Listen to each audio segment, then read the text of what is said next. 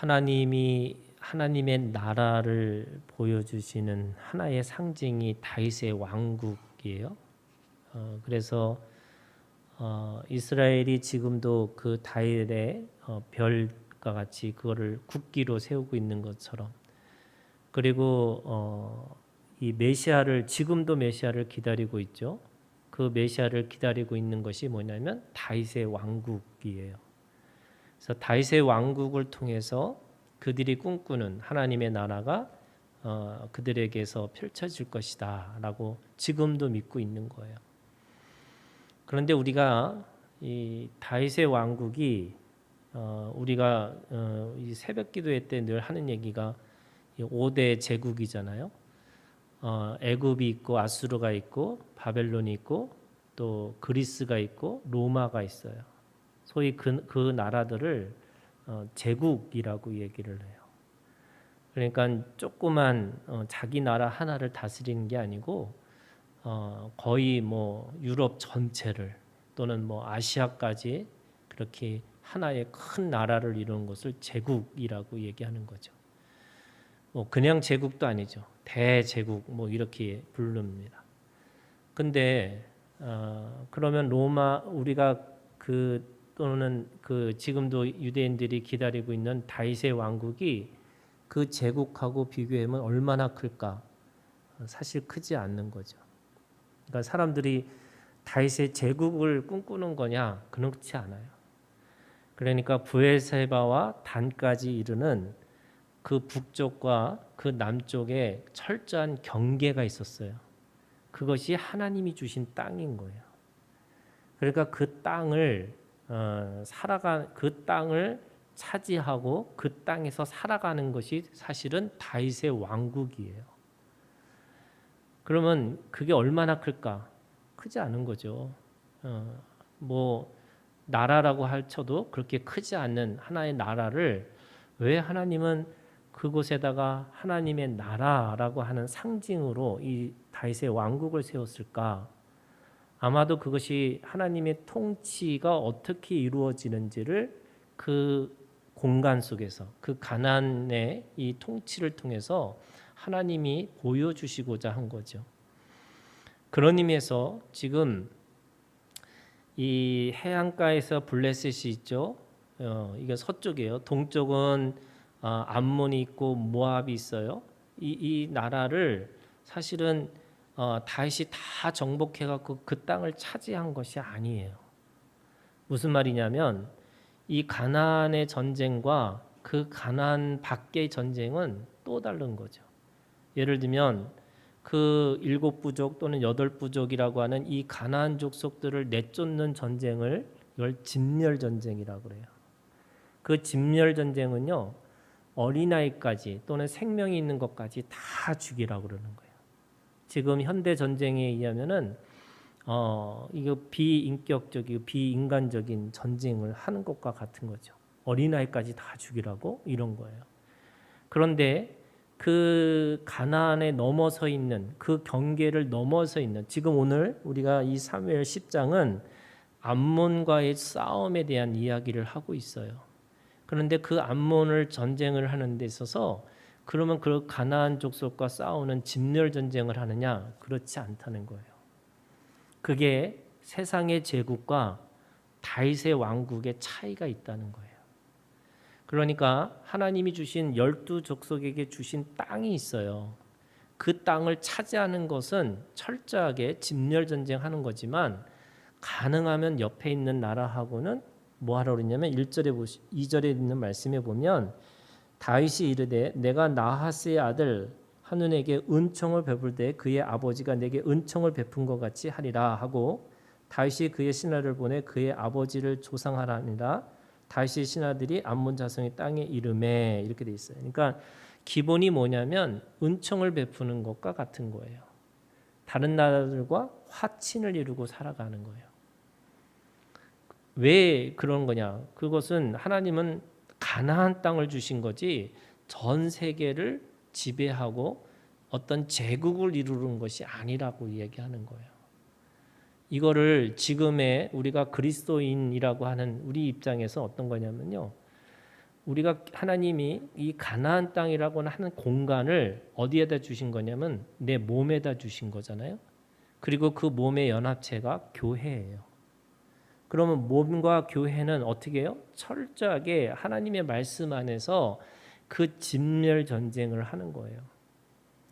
어떤 거냐? 죄와 싸우시는 거죠. 우리가 하나님 앞에서 어떻게 싸우느냐? 죄와 싸우는 거예요. 끝까지. 우리가 죽기까지, 죽음을 각오하면서까지 내 안에 있는 죄들과 싸우는 거죠. 물론 예수 그리스도가 십자가에서 그 보혈로 우리의 죄를 다 깨끗하게 하셨지만 우리가 육신으로 살아가 있는 사람들에게는 그 육신의 싸움이 여전히 남아 있는 거예요. 그러면 그거를 어떻게 하느냐? 그게 진짜 믿음이에요. 그 싸움을 하셔야 되는 거예요. 그런데 내가 믿는 것과 또 믿지 않는 사람들, 세상이죠. 일반적인 세상이에요. 그 사람들하고는 우리가 어떻게 살아갈 것인가? 그게 화친하고 살아가라는 거예요. 이 말을 또 어떤 사람들은 세속적인 정신을 받아들이고 그게 우리가 똑같이 살아내야 된다 이런 뜻으로 이해하는 그건 아니고요. 우리가 믿지 않는 사람과 믿음의 사람들의 언어가 다른 거예요. 저는 이 교회의 언어를 가지고 세상의 언어를 똑같이 사용하는 사람들이 있어요. 그런 사람들을 우리는 믿음이 좋다라고 하지만 사실은 다른 거예요, 여러분. 오늘 우리가 하나님 안에서 이 전쟁, 왜 우리가 이스라엘 전쟁이라고는 이 피 흘리는 이 전쟁의 이야기를 열심히 이 역사를 왜 공부할까? 그거를 에베소서에는 똑같이 우리한테 그렇게 얘기하고 있는 거죠. 혈과 육의 싸움이 아니고 그것이 영적 싸움이라는 거예요. 그러면 영적 싸움에서 내가 싸워야 되는 것과 내가 화친해서 지내야 될 것과를 구별시켜야 되는 거예요. 이걸 분별이라고 그래요. 우리가 세상의 사람들을 믿음의 잣대로 들어가면요, 다 원수들이고 싸워야 되고 죽어야 되는 거예요. 그런데 세상의 사람들하고는 화친하고요, 뭐하고 싸우는 거냐? 그 사람들을 움직이는 또는 내 육신이 움직이고 있는 그런 정과 욕과 싸우는 거죠. 그래서 우리가 가지고 있는 전쟁은 가치 전쟁이에요. 우리가 가지고 있는 싸움은 세상에 가지고 있는 세속의 정신과 싸우는 거예요. 세상의 사람들과 싸우는 게 아니고 세속의 정신들과 싸우는 거예요. 그럼 나하고 그 세속의 정신을 어떻게 싸우냐? 진멸 전쟁하는 거예요. 어떤 것도 악이 틈타지 않도록 그 악과 싸우기 위해서 내가 끝까지 싸워내야 되는 거죠. 하지만 또 옆에 있는 사람들과 화친하는 건데 오늘 지금 이 전쟁에서 뭘 얘기하고 있는 거냐면 이 다윗이 그 전쟁을 얼마나 잘했는지 또는 하나님이 주신 그 땅을 어떻게 차지하고 옆에 있는 이 나라들과 어떤 관계를 맺고 있는지를 우리에게 잘 말씀하고 있는데 오늘 특별히 12절에 있는 말씀에 이렇게 얘기하고 있어요. 너는 담대하라. 우리가 우리 백성과 우리 하나님의 성읍들을 위하여 담대히 하자. 이렇게 얘기합니다. 그러니까 지금 이스라엘의 전쟁은 계속 뻗어나가서 땅들을 차지하는 싸움이 아니고요. 하나님이 주신 성읍이라는 거예요. 근데 이 하나님의 성읍이라는 것은 세 가지 의미가 있어요. 첫 번째 뭐냐면 12지파에게 각각의 공간에 책임을 주셨어요. 이 말은 무슨 말이냐면 지금 우리가 살아가고 있는 우리들의 삶 속에서도 하나님이 우리에게 주신 사명들이 있다는 거예요. 그게 각각의 영역들이 있어요. 그 영역들 속에서 하나님의 나라를 이루고 살아가는 건데 우리가 그걸 모든 것을 다 하는 게 아닌 거죠. 요한복음 17장에 있는 말씀에 보면 하나님이 주신 일, 하나님이 주신 사람, 하나님이 주신 말씀. 그래서 예수님이 다 이루었도다. 모든 것을 이루신 게 아니고요. 하나님이 주신 일과 하나님이 주신 말씀과 하나님이 주신 사람을 이루었다는 거예요. 그러면 똑같이 오늘 우리가 하나님의 성읍이라는 말은 오늘 나에게 맡겨진 하나님의 공간이 있다는 거예요. 여러분 그 공간 싸움을 나에게 맡겨진 거예요. 하나님이 나한테 그걸 주신 거예요. 그게 12지파에게 정확한 지경으로 어디에서부터 어디까지 그게 이스라엘 백성들에게는 그 각각의 지경들이 있어요. 그 지경을 지키고 있는 거지 그 지경을 넓혀서 끊임없이 더 많은 땅을 차지하라는 게 아니에요. 이게 우리가 생각하는 거죠. 여러분 자본주의라는 것이 결국 더 많은 것, 더 많이 생산하고 더 많은 것을 가져야 되는 것이 이게 우리가 가지고 있는 미덕이고 이것이 진정한 정신이라고 생각하지만 여러분 그게 아니에요.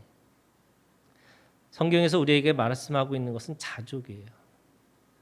부할 수도 있고 가난할 수도 있는데 우리가 예수 그리스도 안에서 우리가 자족하는 비결을 배우는 거예요. 그 자족이라는 게 뭐냐? 하나님이 나에게 주신 것에 대한 거예요. 그걸 처소관이라고 그래요. 처소관이라는 건 뭐냐면 하나님이 나에게 주신 공간, 그 공간이 내 자리예요. 이 사람들이 뭔가 꿈을 꾸어서 뭔가 더 높은 곳에서 더 많은 것을 차지해야지 그게 어떻게 보면 세상의 정신이라면 그게 아니고요. 우리는 맡겨진 일들이 있다는 거예요. 그게 우리의 처소관이 돼서 그 믿음으로 지키는 거죠. 두 번째는요. 이 하나님의 성읍이라는 말 속에는 뭐가 있냐면 하나님의 영원한 공간. 다시 말해서 그 땅은요. 50년이 지나면 내가 돈이 없어서 그 땅을 팔았어요. 그러면 50년이 희년이 되면 다시 그 땅을 돌려받을 수 있는 거예요. 무슨 말이냐? 이 땅은 일시적이고 임시적인 땅이 아니라 영원한 땅이 되어야 된다는 거예요. 그래서 더 많은 것을 차지하고 살아가는 게 아니고 내가 있는 그것이 온전하게 하나님 앞에서 그 공간을 하나님의 공간으로 만들어가는 거예요. 그게 영원성이에요. 세 번째는요. 그 영원성 속에 뭐가 있냐면 하나님의 통치라는 것이 있어요. 하나님의 나라라는 것이 그것이 하나님이 그 통치가 이루어지느냐 이루어지지 않느냐라고 하는 그래서 지금 이스라엘 이 다윗이 또는 이 지금 요압 장군이 또는 이 사람들이 전쟁하는 이유는 왜 싸우는 거냐면 암몬의 땅을 차지해서 하나님의 땅을 더 넓히자 이게 아니라는 거예요. 자신의 하나님이 주신 성읍을 지키기 위해서 그 땅을 지키고 그 땅이 평화를 이루게 하기 위해서 그 땅을 하는 것이 있기 때문에 옆에 있는 나라와 옆에 있는 나라를 어떻게 우리가 그를 관계 맺고 살아갈 것인가. 그것이 오늘 우리에게 분별이라고 얘기하는 거죠. 그래서 가나안 전쟁은요. 오늘 블레셋과 암몬과 모압과 또는 여기 나오는 이 아람 국가가 소바라고 하는 국가인데 그 아람의 국가의 연합체가 있는 그 나라 하나하나가 이들이 침략하고 전쟁을 해서 그 땅을 차지하고 살아가는 게 아니고 그 사람들과 어떤 관계를 맺어서 어떻게 하나님의 통치를 보여줄 것인가 그것을 이야기하고 있다는 거예요. 그럼에도 불구하고 지금 이 암몬 자손의 전쟁은 또 다른 거죠. 그러니까 다윗의 전쟁과 이 암몬 자손의 전쟁이 달라요. 6절에 보시면은 이렇게 되어 있습니다. 암몬 사람들이 이 다윗이 화친을 원했는데 이 사람들이 이 화친이 와가지고 자신의 땅을 공략하기 위해서 탐색하러 왔다. 이렇게 얘기하면서 수염도 자르고 옷도 잘라가지고 그들에게 모욕과 수치를 주잖아요. 그러면서 6절에 뭐 하고 있냐면 전쟁을 하는데 암몬 자손들이 자기들이 다윗에게 미움이 된 줄 알고 암몬 자손들이 사람을 보내 베르 아람 사람과 소바 아람 사람의 보병 2만 명과 마아가 왕과 그의 사람 1,000명과 돕 사람 12,000명을 고용한지라 이렇게 돼 있어요. 그러니까 첫 번째 이들은 이 이스라엘과 맞싸우기 위해서 사람들이 어떻게 했냐 연합하는 거예요. 그리고 연합하는데 어떻게 해요? 고용한지라 이렇게 얘기했어요. 뜻을 따라서 뭔가 내가 이것이 선하기 때문에 내가 기꺼이 이 일을 하겠다 이런 게 아니고요. 뭐의 관계예요? 돈의 관계예요. 고용한 거예요. 돈 주고 병사들을 샀어요. 그리고 돈 주고 사는 이 사람들은 여러분 그 안에 뭐가 있겠어요? 전쟁을 나가서 여러분 돈 주고 하는데 여러분 돈 주고 싸우려고 할 때 여러분 목숨 걸고 싸우는 건 어리석은 사람이겠죠. 왜? 돈 쓸 시간이 없잖아요. 그러니까 돈을 받고 일하는 이 싸움에 나가는 사람들은 어떻게든지 핑계를 대가지고 살려고 하겠죠. 예, 돈 받고 일하는 건데. 그래서 성경이 그러잖아요. 그 선한 목자와 선한 목자가 아닌 이 목자를 뭐라 그러냐면 삭군이라고 그래요. 이게 삭군이라는 게 사기꾼이 아니에요. 삭군이 뭐예요? 돈을 받고 일하는 사람이란 뜻이에요. 삭슬 받는 사람이에요.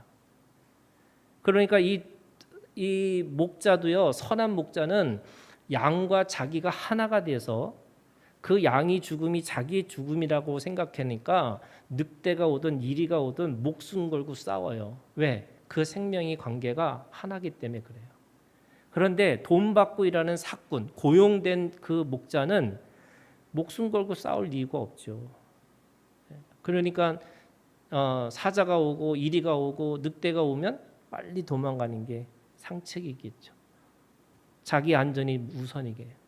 그러니까 지금 고용한 군사들을 불러가지고 싸우면 이 사람들은 명분도 없어요. 또 목숨을 걸지도 않아요. 그러니까 그들이 가지고 있는 최고의 이 싸움의 기술은 피하는 거예요. 어떻게든지 살아남는 거예요. 죽기 살기로 싸울지를 않아요.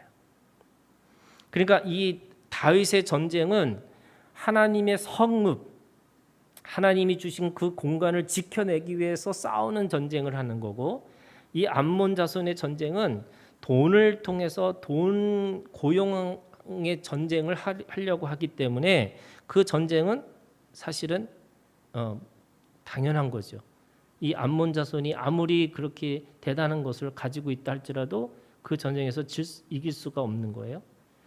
거기다가 오늘 요압과 아비새라고 하는 이 두 사람의 장군이 나와서 암몬을 치는데, 지금 이 사람들이 고용한 사람들과 또 이 지금 암몬이라고 하는 이 자손이 싸우는 이 두 패가 지금 들어오고 있는 걸 통해서 요압이 한 군데 가고 아비새는 다른 데 가서 우리가 이렇게 하자 하고 전략을 짜는 거예요. 첫 번째 전략이 뭐냐면 9절에 있는 말씀이에요.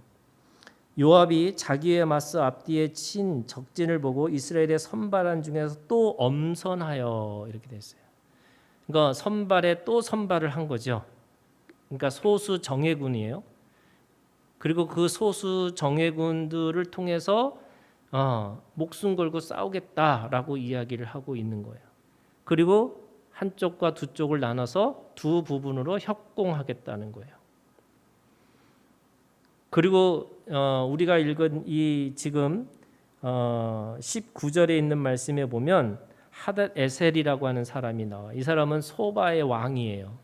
이 소바의 왕 이 하닷 에셀이 결국에는 마지막 결론이 뭐냐면 19절에 있는 말씀처럼 결국 이스라엘과 화친하고 섬기니 그러므로 아람 사람들이 두려워하여 다시는 암몬 자손을 돕지 아니하더라. 그러니까 결국에는 이 요압과 아비새의 그 전략과 전술에 따라서 그 전쟁에서 결국에는 이 이스라엘이 원했던 게 뭐예요? 화친이에요.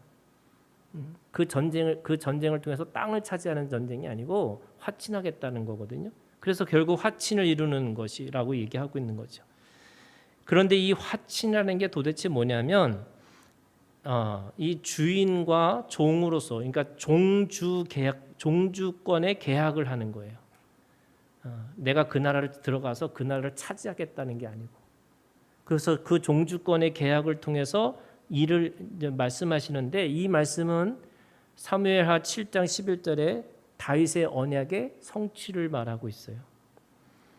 그리고 그 성취를 통해서 하나님 앞에서 결국에는 이 자신의 그 가나안 땅의 이 통치를 통해서 다른 나라들에게 영향력을 미치고 그것이 얼마나 하나님의 나라가 얼마나 좋은 것인지를 사람들에게 증언할 수 있는 증인의 삶으로 살아내는 거죠. 그곳에는 지금 이 다윗의 전쟁, 그런 의미에서 세 가지 의미가 있어요. 첫 번째는요, 기본 정신이 뭐냐면 은혜예요. 그래서 우리가 여러분 이런 거예요. 믿음의 사람들에게는요, 우리가 말씀을 들이댈 수 있어요. 무슨 말이냐면, 말씀을 가지고 씨름하는 사람에게는 그 빛 가운데 있는 삶이기 때문에 빛 가운데 있다 보니까 먼지가 보이잖아요. 그 먼지 하나하나가 다 우리가 책임지고 살아야 될 몫이에요. 그러니까 우리가 그 안에서 은혜라기보다는 하나님 앞에서 내가 가지고 있는 책임에 대해서 얘기를 해야 되는 거예요. 그게 믿음의 사람들이에요. 그래서 우리가 믿는다는 건 뭐냐면 여러분 믿는다는 게 도대체 뭐냐? 책임이 있다는 거예요. 그 문제에 대해서 그 사람에 대해서 또 그 일에 대해서 뭐냐? 책임이 있다. 저는 그게 믿음이 있는 사람이라고 얘기하는 거예요. 근데 예를 들면 모든 그러면 세상 사람들한테 다 책임을 물을 거냐? 아니에요, 여러분. 모든 사람들에게 기본은 뭐라고요? 은혜예요. 그래서 여러분 우리가 세상 사람들, 믿음이 없는 사람들을 어떻게 바라보느냐면 은혜의 눈으로 보셔야 돼요. 아유 짐승 같은 사람 이렇게 하면 안 돼. 예. 하는 짓은 짐승이라 할지라도 우리가 그 옆에 있는 사람들과 함께 화친을 이루세요. 그래서 어떻게 해야 돼요, 여러분? 그 화친을 통해서 뭘 보여주냐면 내가 하나님의 통치, 하나님의 영광, 하나님의 임재가 있다는 것을 여러분 우리의 삶으로 보여줘야 되는 거예요. 그들에게 뭔가를 찍어 눌러서 그들을 진멸하고 그들을 모욕과 수치를 주고 이렇게 하는 게 아닌 거예요. 그냥 관대하게 봐주는 거예요. 그게 은혜. 그래서 기본 정신이 뭐냐? 은혜예요, 여러분. 저는 교회 안에서의 말과 세상 사람들의 말하고 좀 달라야 된다고 생각해요. 무슨 말이냐면 우리가 교회 안에서는 믿음, 은혜 이러잖아요. 근데 세상 사람들한테 그 믿음, 은혜 얘기하면 알 수 있을까요? 모르죠. 옛날에 아주 옛날 얘기죠. 교회 가면 구원받는다 그러니까 어르신들이 돈을 주는 줄 알고 구원을 주는 줄 알고 교회를 갔다는 거예요. 실제로 그랬다는 거예요. 그러면 구원이라는 말이 도대체 그럼 우리 청년부들한테 과연 구원하면 그 말이 무슨 말일까? 예수 천당 불신 지옥처럼 우리가 구원받으면 우리 파라다이스 뭔가 좋은 환경도 좋고 내가 생각하는 어떤 그런 곳에 가는 것이 구원일까? 여러분 그런 것도 제가 보면 한 달 살면 끝이에요. 그럼 구원이라는 의미를 우리가 새롭게 이해시켜 줘야 되는 거잖아요. 세상의 사람들의 말에 우리가 옆에 있는 사람들에게 여러분 뭔가를 전해주기 위해서는 저는 이런 거예요. 복음의 언어가 우리들의 일상의 언어로 바꿔야 되는 거예요. 그게 여러분 전쟁이에요.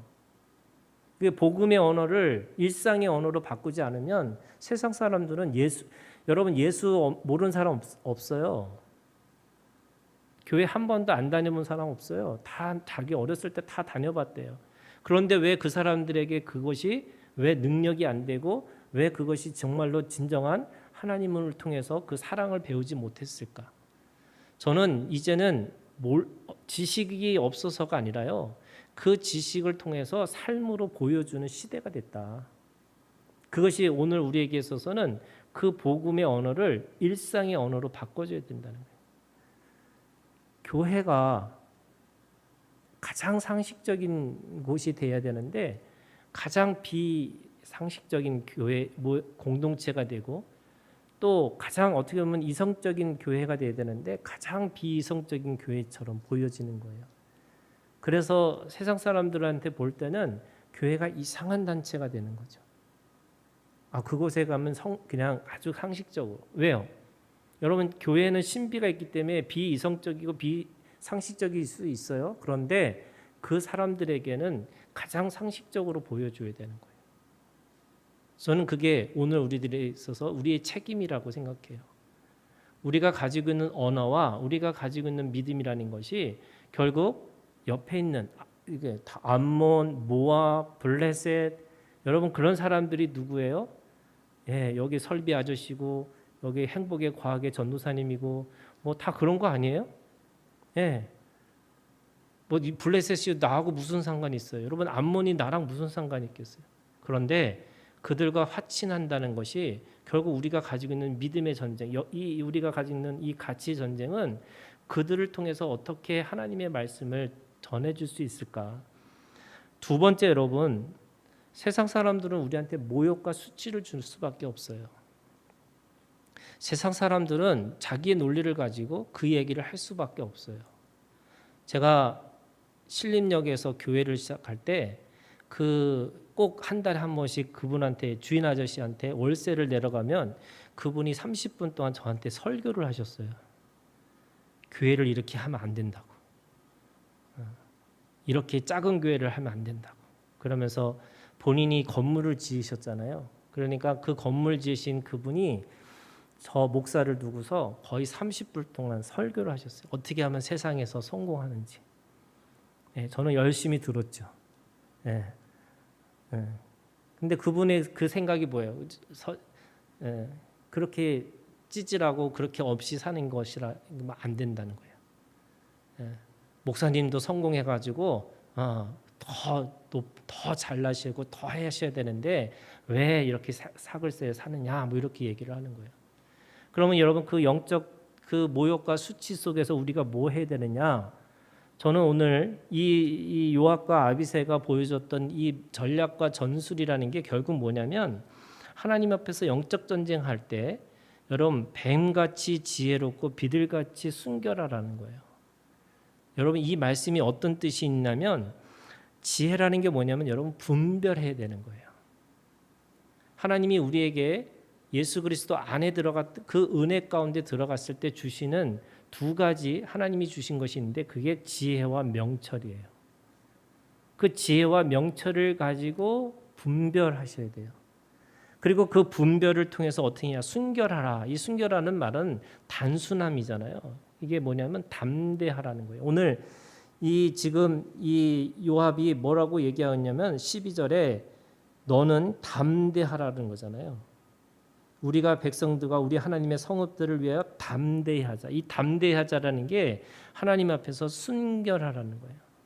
이게 하나님 앞에서 내가 가지고 있는 한 가지 원칙을 저버리지 말고 그 안에서 분별해서 지혜롭게 행동하는 거죠. 제가 만난 분들 중에 이 고신 측 목사님들이 있어요. 근데 이분들이요 엄청 자유로우세요. 제가 놀랬잖아요. 고신은 엄청 그 보수적인 분들이거든요. 근데 왜 이렇게 자유로울까 봤더니 그분들은 아주 분명한 믿음이 딱 서 있으니까 나머지는 다 아무 상관이 없는 거예요. 너무나 자유로우신 거예요. 그런데 원칙과 기준이 없는 사람들은 뭐냐면요, 사람들한테 보여주기 위해서 계속 가식이 있을 수밖에 없는 거예요. 여러분, 내 믿음이 분명하게 하나님 앞에 단순해지면 여러분 나머지가 자유로워지는 거예요. 오늘 우리가 세상에서 나가서 하나님의 사람으로 산다는 게 무슨 뜻이냐면요, 여러분 유연해져야 되는 거예요. 오늘 우리가 하나님 앞에서 누구든지 받아들이고 누구든지 이야기할 수 있으셔야 돼요. 제가 우리 임근영 장로님을 존경하는 것 중에 하나가, 우리 임근영 장로님이 은근히 까다로우시잖아요. 그런데 전도하실 때는요, 그 까다로움이 하나도 없으세요. 누구든지 어떤 사람인지 다 가서. 그래서 제가 이번에 우리 누구죠? 우리 그 알렉산더 테크닉, 박은경 씨, 그분을 제가 사실은 몇 번을 만났지만 제가 교회 오라는 얘기 한마디도 안 했는데 우리 장로님이 전화하셔갖고 오라고, 오면 좋겠다고. 그분이 우리 교인이 됐잖아요, 이번에. 저희 교회가 너무 좋대요. 근데 이게 뭘까요? 저는 그거예요. 제가 은근히 여러분 개방적인 사람같이 보시면 내가 우호적이지 않대요. 아무나 다 좋아하는 사람이 아니에요. 저도 까다로운 거죠. 근데 그 까다로움으로 아니라 하나님 앞에서 그런 거예요. 여러분, 우리가 하나님 앞에서 누구든지 만나서 누구든지 복음을 전할 수 있는 유연함이라는 게 뭐냐? 저는 그게 단순함이 있다는 거예요. 하나님의 복음을 가지고 있는 사람에게는 그 단순함 때문에 그 분별이 되고 지혜롭게 행동할 수 있는 힘이 생긴다. 마지막으로 여러분, 화친이라는 말이 뭐냐? 평화예요. 가나안 땅, 하나님이 주신 그 공간에 평화를 이루고 옆에 있는 나라하고 평화롭게 살아가는 거예요. 이게 하나님의 나라예요. 그 나라라는 것이 결국 그걸 통해서 하나님의 통치가 넓어지는 건데, 그 평화롭게 넓어지는 거예요. 제국은 칼로 나라를 통일시키는 거거든요. 칼로 남의 나라를 빼앗아서 자신의 나라로 만드는 게 제국이에요. 그런데 하나님의 나라는요, 평화를 통해서, 섬기는 걸 통해서 하나 되게 하는 거예요. 그것이 하나님의 나라죠. 그 평화라고 하는 관점에서 세 가지 관점이 있어요. 이거는 단어적으로 헬라어로는 에이레네고, 라틴어로는 팍스고, 그리고 히브리어로는 샬롬이에요. 똑같은 평화예요. 그런데 여러분, 그리스적인 에이레라고 하는 단어가 주는 그 의미는요, 어떤 의미가 있냐면, 그리스는 논리적이고 체계적인 법의 세계를 얘기를 해요. 그래서 법적으로 이루어지는 평화를 에이레네라고 얘기를 하는 거죠. 근데 팍스 로마나, 이게 라틴어잖아요. 팍스라는 것도 똑같은 평화인데, 이 팍스는 어떤 의미인 거냐면 군사력을 가지고 어떤 사람이 힘을 통해서 평화를 이루는 거예요. 그러니까 로마의 병사들로 인해서 이루어진 평화, 그걸 팍스라고 그래요. 근데 구약에서 말하는 샬롬이라고 하는 이 샬롬의 히브리어의 평화는요, 법으로 이루어진 것도 아니고 누군가의 힘에 의해서 이루어진 게 아니에요. 관계의 평화예요. 그래서 그 관계의 평화가 어떻게 이루어지냐면, 사자가 어린 양하고 뛰어놀아요. 뱀하고 어린아이하고 뛰놀아요. 원래는 사자는 어린 양을 잡아먹어야 하는 존재잖아요. 그리고 뱀은 물어에서 그 물어야 되는 그것이 자기의 의무처럼 되는 거잖아요. 그런데 관계 때문에 서로 어울려서 산다는 거예요. 그게 샬롬 공동체. 그래서 여러분, 암몬이 이스라엘 사람들이 되는 게 아니고요, 블레셋 사람들이 이스라엘 사람들이 아니고, 암몬은 암몬대로, 블레셋은 블레셋대로 살아가지만 그것이 하나님의 통치 아래 있으면서 함께 어울려져가는 평화라고 하는 샬롬 공동체가 되어지는 거예요. 우리가 영적으로는 하나님의 이스라엘 사람이지만 육적으로는요, 대한민국 사람이에요. 이 대한민국 사람이라는 말의 의미는, 여러분, 죽었다 깨도 우리는 이스라엘 사람이 될 수 없다는 거예요. 육적으로는. 그럼에도 불구하고 우리는 하나님의 나라 안에서 거기에 인종도 없고, 그죠? 남자와 여자도 없고, 노인과 어린아이도 없이 하나님의 그 관계 안에서 이루어지는 샬롬 공동체.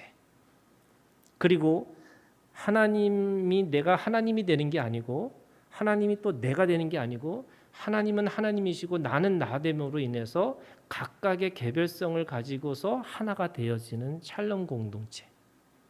그래서 자기 거를 버리는 게 아니고요, 자기 거를 온전히 가지고 있으면서 동시에 각각의 서로가 연합되고 하나가 되어지는 공동체. 그것이 샬롬 공동체라는 거죠. 그래서 법을 지켰느냐 안 지켰느냐, 아니면 힘센 사람이 누군가의 눈치를 보고서 하나가 되어지는 게 아니고, 하나님의 나라는 이 샬롬 공동체, 각각의 개별적으로 개별성이 살아 있으면서도 하나가 되어지고, 완전히 다른 체질의 사람들이 함께 모아져서 하나님의 나라를 이루어가는 것. 그래서 이스라엘 백성들에게 하나님께서 약속하신 게 뭐냐면요, 너는 내 백성이 되고 나는 너희 하나님이 되는 거지만 너는 열방의 제사장의 나라가 되라고. 그 제사장의 나라라는 게 뭐예요? 섬기는 자예요. 정복하는 자가 아니고 섬기는 자예요. 미워하고 판단하고 심판하는 자가 아니고요, 우리는 사랑하는 자예요. 그래서 누군가에게 은혜를 베풀고 은혜를 흘려보낼 수 있는 그런 하나님의 나라가 오늘 우리 가운데 이루어진다고 말씀하시는 거예요. 여러분, 우리도 다윗의 왕국을 꿈꿔야죠. 우리 꿈이 그런 거예요. 하나님의 나라가 도래하는 거죠. 그런데 그 하나님의 도래가 내가 무엇인가를 사람들에게 강요하고 힘으로 뭔가를 무찔러서 내가 그 땅을 차지하고 살아가는 게 아니고, 그 사람들을 인정하면서 하나님이 가지고 있는 가치, 사랑하고 섬기고 용서하고 그 마음으로 하나님의 나라를 이루고 살라고 말씀하세요. 오늘도 이 믿음이 오늘 우리 가운데 있기를 주님의 이름으로 축원합니다. 기도하겠습니다.